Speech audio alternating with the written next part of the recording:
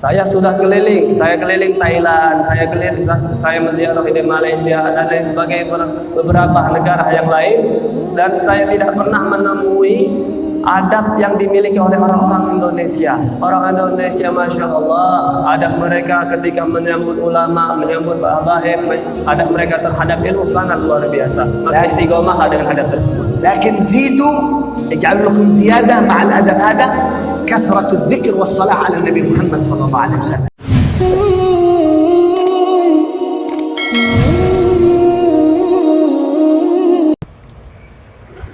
السلام عليكم ورحمة الله تعالى وبركاته. وعليكم السلام ورحمة الله وبركاته. الحمد لله وصلى الله وسلم على رسول الله وعلى آله وصحبه ومن والاه. Alhamdulillah, segala puji syukur pada Allah Subhanahu wa taala dan salawat serta salam kepada baginda Nabi Muhammad sallallahu alaihi wa alihi wasallam.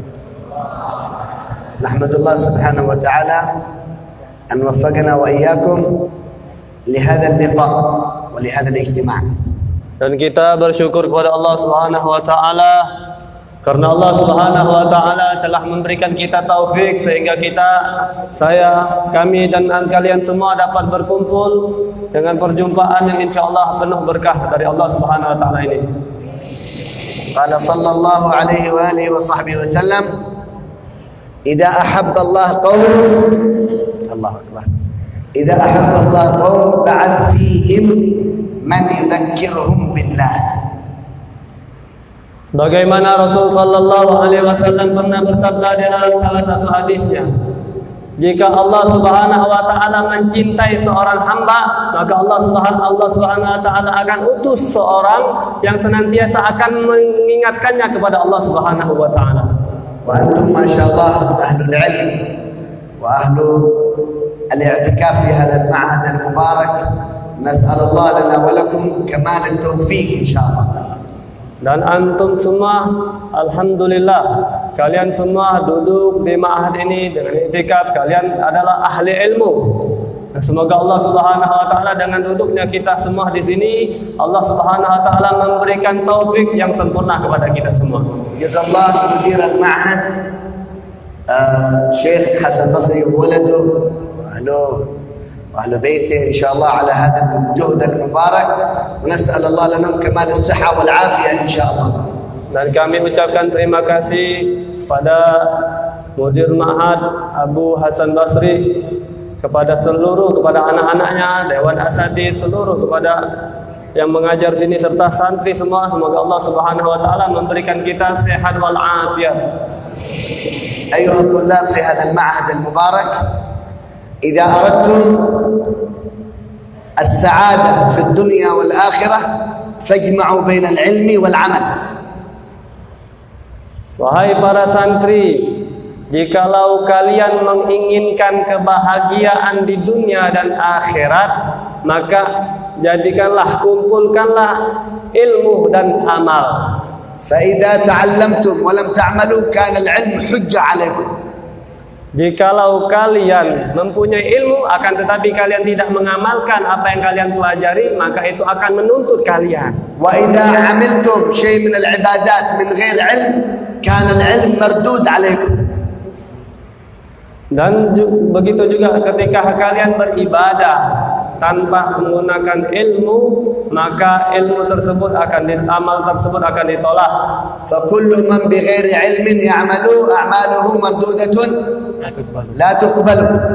Fakulu man bighairi ilmi ya'malu, dan setiap seseorang yang beramal beribadah tanpa ilmu, a'maluhu mardudatun la tuqbalu, maka amalnya niscaya akan ditolak oleh Allah Subhanahu wa taala, tidak diterima. Fajma'u bainal ilm wa nuril ilm wa sirril ilm wa adabil ilm.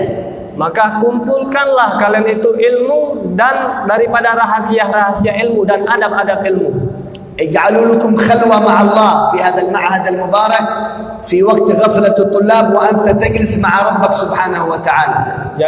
Jadilah kalian itu sempatkan untuk waktu kalian meluangkan ibadat, mendekatkan diri kepada Allah Subhanahu wa taala seperti di sepertiga malam tatkala teman-teman kalian yang tidur terlelap. فمن أراد أن الله يفتح عليه فتوح العارفين فليخلو مع الله في كل يوم ساعة، يجلس خلوة مع ربه في كل يوم ساعة، يشكو همومه إلى الله وحاجاته إلى ربه جل في علاه. Maka barang siapa di antara kalian yang menginginkan dibukakannya pintu kepahaman, diberikan ilmu laduni oleh Allah Subhanahu wa taala, maka aturlah waktu kalian yang 1 jam saja dalam 1 hari, kalian menyendiri di sepertiga malam, kalian bermunajat kepada Allah Subhanahu wa taala, kalian mendekatkan diri kepada Allah Subhanahu wa taala, minta apa yang kalian minta, hajat apapun yang kalian minta, luangkan setiap hari 1 jam saja di sepertiga malam untuk kita bermunajat kepada Allah Subhanahu wa taala, niscaya Allah Subhanahu wa taala akan kabulkan hajat kita tersebut. فإنكم إذا جعلت لكم ساعة واحدة مع الله سبحانه وتعالى أنزل الله عليكم خيرات وأسرار وأنوار وبركات لا تعرف قدرها إلا في القيامة، في يوم القيامة. Maka karena itu jikalau kalian meluangkan waktu kalian walaupun 1 jam saja setiap hari untuk menyendiri, mendekatkan diri kalian kepada Allah Subhanahu wa taala, niscaya Allah Subhanahu wa taala akan berikan keberkahan. Allah akan berikan taufik, Allah akan berikan daripada rahasia-rahasianya Allah Subhanahu wa taala yang tidak dapat kita kadar dengan kita sendiri nanti, kecuali di akhirat nanti baru kita dapat mengetahui kadar tersebut. من السبعة الذي يظلهم الله في يوم القيامة في ظل يوم لا ظل إلا ظله رجل ذكر الله خاليا في خلوة ففاضت عيناه فبكى من خشية الله. Dan sebagaimana di salah satu hadis baginda Rasul sallallahu alaihi wasallam, nanti ada 7 golongan di hari akhirat nanti yang mendapatkan naungan Allah Subhanahu wa taala, yang mana tidak ada naungan melainkan naungan Allah Subhanahu wa taala. Di antaranya adalah seseorang yang menyendiri, dia khalwat, mendekatkan dirinya kepada Allah Subhanahu wa taala, dan dia menangis, mengemis kepada Allah Subhanahu wa taala karena takut kepada Allah Subhanahu wa taala. فعلامة أن الله كتب لك القبول في طلب العلم خلوتك مع الله، بكاءك من خشية الله، هذا علامة قبول أنك طالب علم. Dan di antara tanda diterimanya oleh Allah Subhanahu wa taala ini kita sebagai thalabul ilmi, sebagai santri, yaitu kita diberikan taufik sehingga kita dapat menyendiri, bermunajat kepada Allah Subhanahu wa taala, dan kita menangis karena takut kepada Allah Subhanahu wa taala dalam keadaan sendirian. كثير من طلاب العلم في العالم كله سواء في إندونيسيا أو في اليمن أو في العالم يمر عليه اليوم، يومين، أسبوع، أسبوعين، شهر، شهرين، بل سنة ما بكى من خشية الله، هذا ليس بطالب علم. Karena banyak daripada santri-santri baik di Indonesia dan di negara-negara lainnya, bahkan di negara Yaman, lalu daripada mereka hari demi hari, minggu demi minggu, bulan demi bulan, bahkan setahun, mereka tidak pernah menangis karena takut kepada Allah Subhanahu wa taala. Dan di antara tanda diterimanya kita ini sebagai thalabul ilmi, diterima oleh Allah Subhanahu wa taala, yaitu kita nangis karena Allah Subhanahu wa taala dalam keadaan sendiri. قال سبحانه وتعالى إنما يخشى الله من عباده العلماء. Sebagaimana Allah Subhanahu wa taala menaskan di dalam Al-Qur'annya, sesungguhnya para ulama itu, para ahli ilmu itu takut kepada Allah Subhanahu wa taala. كل ما ازداد الإنسان في العلم ازداد خشية، ازداد خوف، ازداد بكاء مع الله جل جلاله. Setiap seseorang yang bertambah ilmu kepadanya, maka bertambah takutlah dia kepada Allah Subhanahu wa taala.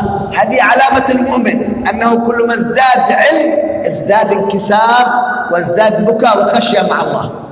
Dan ini ditanda daripada tanda keimanan, bahwa ditanda seorang itu mukmin, bahwasanya ketika ilmunya bertambah, dia semakin bertambah takut kepada Allah Subhanahu wa taala. والمنافق كل ما ازداد علم ازداد تكبر، ازداد عجب، ازداد حقد على المسلمين والعياذ بالله. Dan sebaliknya, dari tanda orang yang munafik, semakin bertambah ilmunya, dia semakin sombong dan meremehkan daripada saudara-saudaranya yang lain. ومن أسباب الفتح أن الله يفتح عليكم في العلم فتوح العارفين الأدب مع الكتاب. الكتاب الذي تتعلم منه، الكتاب أو الدفتر الذي تكتب فيه الفوائد والمسائل، القلم ثلاث أشياء: كتابك ودفترك وقلمك. تأدب مع هذه النعمة من الله. Dan di antara cara kita ingin mendapatkan futuh, kepahaman ilmu laduni, mendapatkan rahasia dan Allah Subhanahu wa taala akan ilmu, di antaranya yaitu adab kita kepada kitab. Jangan kita sampai mengurangi daripada adab kita kepada kitab yang kita pelajari. Bahkan kepada buku tulis saja yang kita gunakan untuk menulis, bahkan pulpen pun yang kita gunakan manfaatnya untuk menulis. Maka jagalah adab kita kepada kitab, buku dan pulpen. Jangan sampai kita taruh di bawah. الزمن الأول الناس في الزمن الماضي كانوا يكتبون على الخشب ثم يمسحون ثم يكتبون مرة أخرى. ما في معهم كتب، لا معهم دفاتر، لا أقلام، لا توجد معهم هذه النعمة، لكن فتح الله عليهم فتوح العارفين. أنتم هذه النعمة موجودة معكم، اشكروا الله على هذه النعمة، تأدبوا مع الله في هذه النعمة. Di zaman-zaman terdahulu, seseorang yang menuntut ilmu, mereka menulis di atas kayu. Kemudian nanti mereka menghapusnya lagi. Kalau mau menulis lagi dihapus, tulis lagi, dihapus lagi.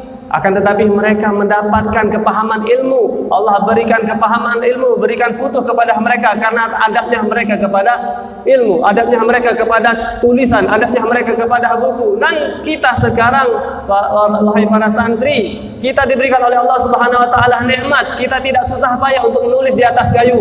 Kemudian menghapusnya lagi. Kita ada kitab, kita mempunyai buku, kita diberikan pulpen. Semuanya nikmat dari Allah Subhanahu wa taala. Syukuri nikmat tersebut dengan kita menjaga adab tersebut kepada kitab, daftar dan kolam tersebut. إذا أردتم حمل الكتب فاحملوها بهذه الكيفية، ليس خلف الظهر ولا هكذا. احملوا الكتب بالتعظيم. هنا علم رسول الله، هنا شريعة الله جل جلاله وتعالى عظمته. Dan begitu juga ketika kita hendak membawa kitab, jangan kita taruh di belakang punduk kita, jangan kita taruh seperti kita membawa kerupuk dan lain sebagainya, ataupun membawa kita, jangan meremehkan kitab tersebut. Kita bawa sebagaimana yang telah dicontohkan beliau tadi.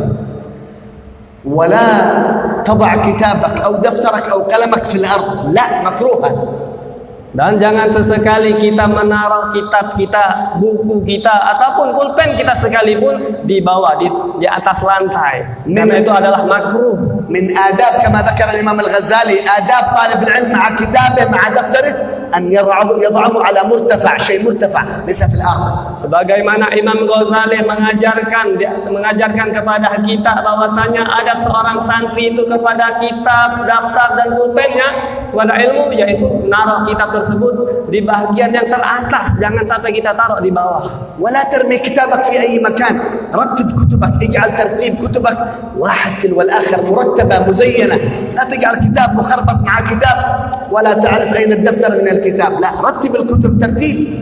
Dan di antara adab kita juga dalam menuntut ilmu, yaitu kita menaruh kitab kita dan menyusunnya dengan rapi. Jangan kita taruh sembarangan. Kita atur di mana ini kitab semua, ini tempatnya buku. Jangan kita habis daripada kita belajar kita taruh sembarangan. Itu bukan adab, bukan adabnya seorang santri.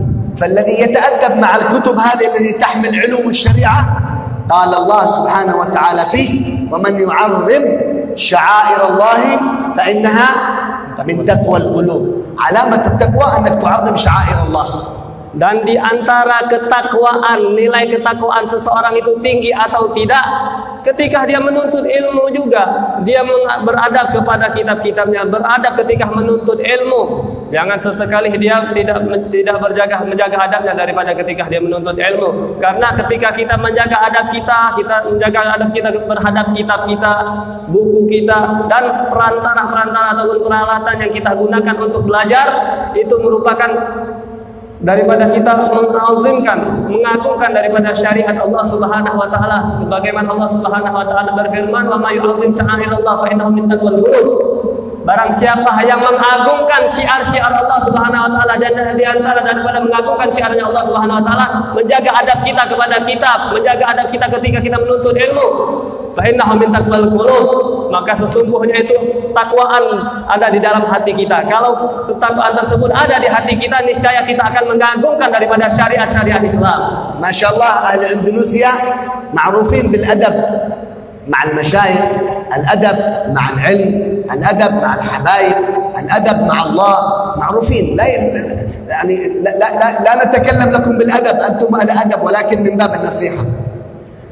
Kami membicarakan ini orang-orang Indonesia, kata beliau, terkenal dengan adab mereka kepada para ulama, terkenal adab mereka kepada ilmu, terkenal adab-adab mereka kepada kitab-kitab yang mereka pelajari. Kami di sini bukan memperingatkan kalian khusus agar adabnya kita kepada kitab ini adalah nasihat kepada diri kami sendiri dan kepada kita semua. أنا زرت كثير من المدن من الدول ماليزيا وتايلاند وغيرها من بلاد العرب، لكن لم أجد مثل طلاب إندونيسيا في الأدب مع المشايخ والأدب مع الحبايب والأدب مع العلم هذا.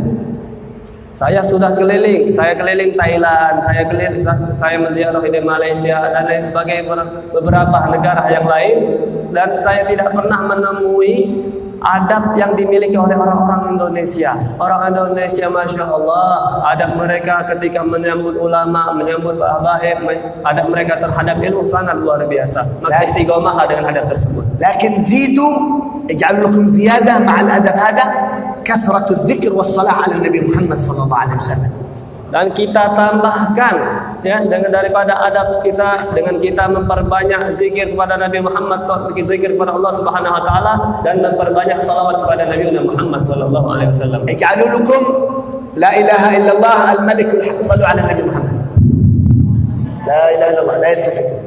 لا إله إلا الله الملك الحق المبين، كل يوم 100 مرة لك 3 فوائد عظيمة ليس كمثلها شيء. Beliau mau mengijazahkan kepada kita semua daripada yang beliau dapatkan dari guru beliau, yaitu Habib Umar bin Muhammad bin Salim Hafid Adramut, mudir daripada Darul Mustafa, yang kita kenal semuanya adalah Habib Umar. Beliau mau mengijazahkan kepada kita yaitu dengan membaca La ilaha illallah al-malikul haqqul mubin sebanyak 100 kali dalam sehari. كل يوم لا إله إلا الله الملك الحق المبين، ممكن 3 دقائق 4 دقائق 5 دقائق بالكثير، ما تأخذ وقت عليك. Dengan kita membaca La ilaha illallah al-malikul haqqul mubin sebanyak 100 kali, mungkin kita tidak membutuhkan waktu lebih dari 5 menit. Cukup 3 menit, 5 menit selesai kita membaca La ilaha illallah al-malikul haqqul mubin. من بعد صلاة الصبح إلى صلاة المغرب اجعل لك 5 دقائق لا إله إلا الله الملك الحق المبين 100 مرة. Ya, dari subuh sampai maghrib kita luangkan waktu kita untuk membaca La ilaha illallah al-malikul haqqul mubin sebanyak 100 kali. Niscaya faidah, keuntungannya, manfaatnya sangat besar. الفائدة الأولى أن الله يوسع لك في جميع رزقك، الرزق الحسي والرزق المعنوي، رزق الباطن، رزق القلوب. Adapun manfaat dengan kita membaca La ilaha illallah al-malikul haqqul mubin sebanyak 100 kali dalam satu hari, yang pertama yaitu meluaskan rezeki kita, baik rezeki yang zahir berupa harta ataupun rezeki yang batin, ketenangan di dalam hati kita. قال صلى الله عليه وسلم من قال لا إله إلا الله الملك الحق المبين في كل يوم 100 مرة حفظه الله من البلاء. Rasul sallallahu alaihi wasallam juga bersabda, barang siapa yang membaca La ilaha illallah al-malikul haqqul mubin sebanyak 100 kali dalam satu hari, niscaya Allah Subhanahu wa taala akan menjaganya dari segala bala, musibah dan mara bahaya. لا تخاف من المرض، لا تخاف من الكورونا، لا تخاف من جميع الفتن.